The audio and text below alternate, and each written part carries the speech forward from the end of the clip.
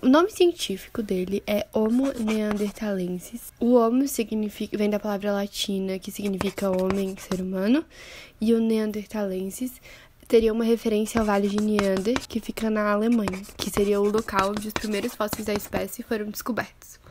Algumas das características físicas dele seriam ter a parte do meio do rosto mais protuberante, e os ossos da face eram angulares, e também ele tinha um nariz grande, por conta que esse nariz grande ele proporcionava a umidificação e o aquecimento do ar frio e seco. Além disso, os corpos deles eram mais baixos e mais curvados do que o do Homo sapiens, né, da nossa atual espécie. Também isso seria uma adaptação à vida deles em ambientes frios. A constituição física deles, ela era propícia para um ambiente frio, então por isso eles têm essas características, né? Então, a média dos neandertais, eles tinham cerca de 1,65 de altura, eles eram bem musculosos. Os machos podiam chegar a pesar 78 quilos e as fêmeas a 66 quilos. Outra característica deles seria o cérebro, que difere do Homo sapiens, né? Porque eles eram maiores do que do Homo sapiens, porque eles eram proporcionais aos corpos mais musculosos, né, que eles tinham. E também acredita-se que o cérebro do Homo neandertal era 20% maior do que o tamanho médio de um cérebro de um humano moderno. E anatomicamente é idêntico ao do humano moderno, né? Também as áreas responsáveis pelos pensamentos complexos também eram bem avançadas como o nosso hoje em dia. Então, isso significa que o Neandertal, ele, tinha capacidade de pensar, assim como a gente. Falando dos hábitos, os neandertais, eles eram principalmente carnívoros e o clima fazia eles recorrerem algumas vezes ao canibalismo. E recentemente os cientistas descobriram que eles também comiam vegetais cozidos com bastante regularidade. Entre os alimentos consumidos por eles estavam principalmente veados, renas e ibex, javalis, auroques e algumas vezes mamutes e rinocerontes, mas também comiam mexilhões e caracóis aquáticos, indicando que, assim como nós, eles também se alimentavam de frutos do mar, e tem algumas teorias que dizem que eles também sabiam nadar e tal, igual a gente. Assim, né, sabendo nadar, eles também tinham o costume de mergulhar em busca de conchas, que daí eles utilizavam como ferramentas. Também há evidências que eles caçavam aves de rapina, como águias e abutres, e nos pássaros, quando eles caçavam, na maior parte das vezes pôde-se perceber nos fósseis encontrados que eles cortavam mais a parte da asa e que não tinha tanta carne. Isso quer dizer que talvez eles podiam só retirar as penas desses pássaros, e eles também tinham preferência por pássaros de penas pretas, o que indicava que eles usavam isso para fins decorativos.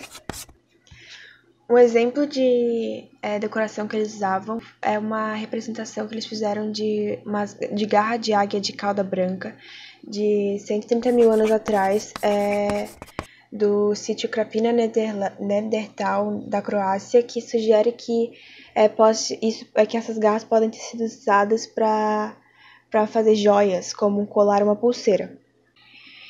E eles também usavam ferramentas de pedra semelhantes às usadas por outros humanos primitivos, incluindo lâminas e raspadores, que eram feitas de pedaços de pedra, né?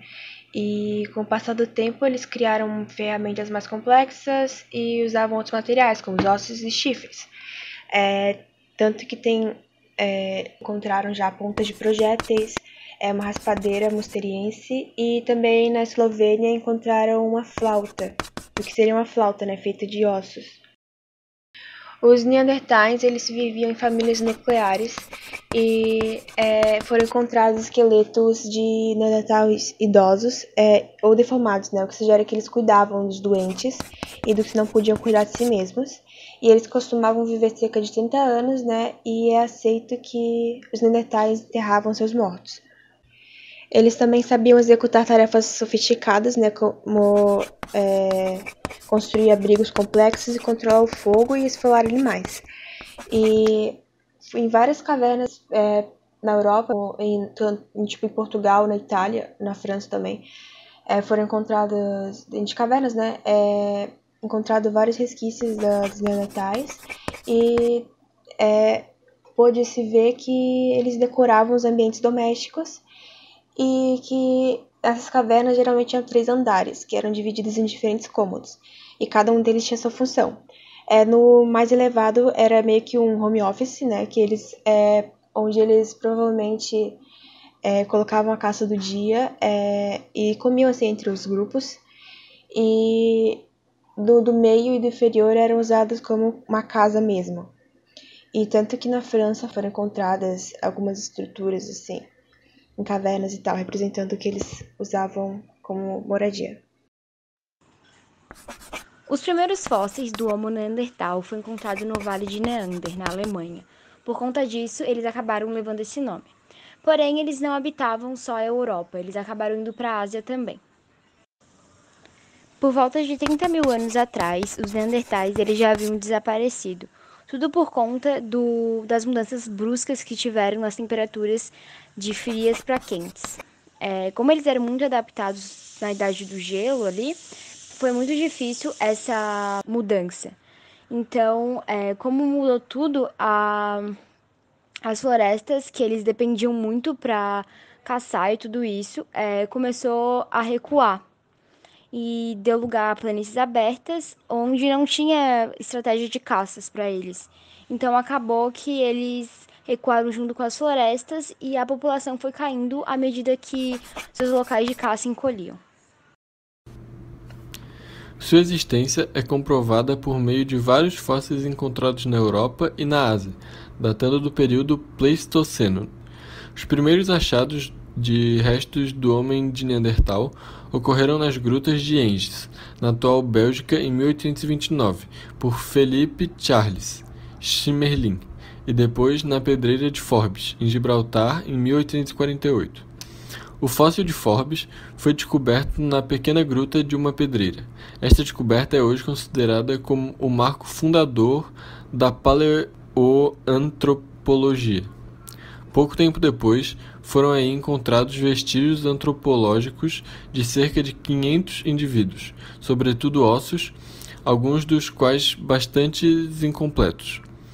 O espécime de Forbes, classificado como Neandertal, era constituído por uma calota craniana, 2 fêmures, 3 ossos do braço direito, 2 do esquerdo, parte do ilíaco esquerdo e fragmentos de uma omoplata e costelas. As primeiras investigações genômicas feitas sobre o Neandertal concentraram-se no DNA mitocondrial, que devido à herança estritamente matrilinear e vulnerabilidade subsequente à deriva genética é limitada. Hoje, temos um vislumbre importante sobre a natureza do Neandertal e de nossa própria espécie. Inicialmente, as pesquisas não mostraram relacionamentos sexuais entre Homo sapiens e Neandertais, mas com novos estudos, as evidências vieram à tona. A comparação do DNA de Neandertais e Homo sapiens sugere que eles divergiram de um ancestral comum por volta de 400 mil anos atrás. Este ancestral foi provavelmente Homo heidelbergensis, o que faz do Neandertal uma espécie irmã nossa, conectados entre si por um ancestral em comum. Até 2010, no entanto, praticamente ninguém acreditava que seria possível obter o genoma de um Neandertal a partir de seus fósseis. No cenário que mudou quando o paleogeneticista sequenciou o DNA de 3 esqueletos de Neandertais encontrados na Croácia. A imagem popular dos Neandertais como homens primitivos é de pouca capacidade cognitiva, está longe de verdadeira. Eles eram artesãos capazes e desenvolveram diversas habilidades práticas.